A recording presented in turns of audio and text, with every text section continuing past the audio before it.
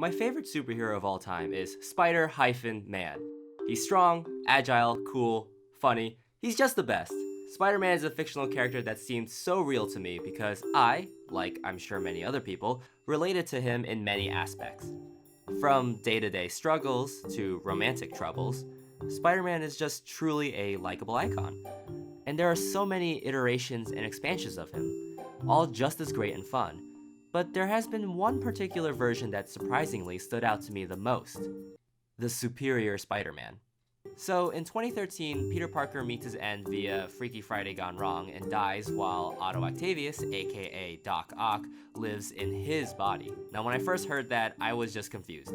I wasn't angry, just not sure what was happening to my hero. I ended up absolutely loving it.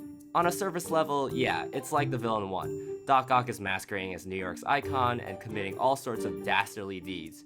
Otto breaks up with longtime on and off lover Mary Jane Watson because he realizes that as much as Peter wanted to work things out with her, their relationship was sort of toxic. The guy made an app to keep tabs on crimes and worked with the police so that he can balance his life as Spidey and Peter Parker. Heck, he skips over a mugging to go take care of Aunt May. For the betterment of Peter's life, he took the hard choices, things Peter admitted he would never be able to do.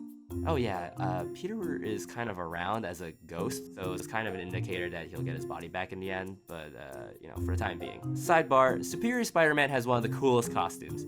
Yes, Otto's methods are totally questionable, but again, in my opinion, he really had Peter's best interest in heart. He promised to be a better Spider-Man because that was now his great responsibility. As Hemingway said, "There is nothing noble in being superior to your fellow man.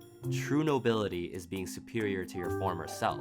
Again, Otto wasn't perfect since he gloated a lot and was sort of a jerk to the Avengers and formed his own team that went totally wrong, and he let the Green Goblin rise to power behind his back.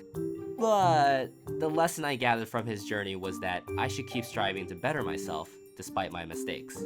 You might say, "Now, Jay, you actually relate to a crazy, evil, murderous villain?"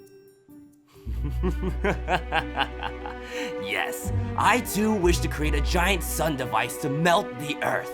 No, don't be so literal. I'm just saying that along with his creed to be superior, Otto's upbringings are very relatable to me, even more so than Peter's at times. And I just felt inspired. Not that Peter Parker and his optimism didn't inspire me, but being an emotionally driven person, it was cool to see a logical mind approach tasks that were driven by, well, heart. I got to meet Dan Slott on a few occasions, but the interaction that I've embedded into my soul was when I met him for the release of Spider-Verse's hardcover trade. Now, at the time, I was an awkward, soon-to-graduate college kid who asked a very worrisome and insecure thing. Do you have any advice for an inspiring writer about to graduate college? Are you writing every day? Oh, exactly. It could be anything, doesn't have to be big, just make sure to write a little thing that you're having fun with. And that really stuck with me. Or that's what I'd like to say, but I've gotten so hungry for work that I've forgotten what it's like to write for myself.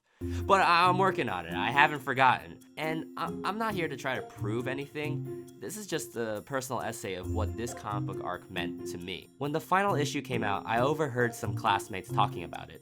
"Oh man, I didn't know other people read Superior Spider-Man. Isn't it so good?" Huh? Oh no, I'm just reading this last issue to see how Peter Parker comes back.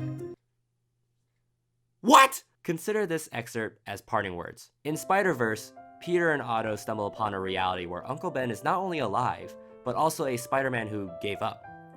Peter delivers the classic, "With great power, there must also come great responsibility" speech. But it doesn't quite sink in with Ben.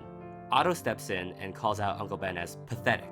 He says that just because you lose, that doesn't mean you run. You keep picking yourself back up, no matter what.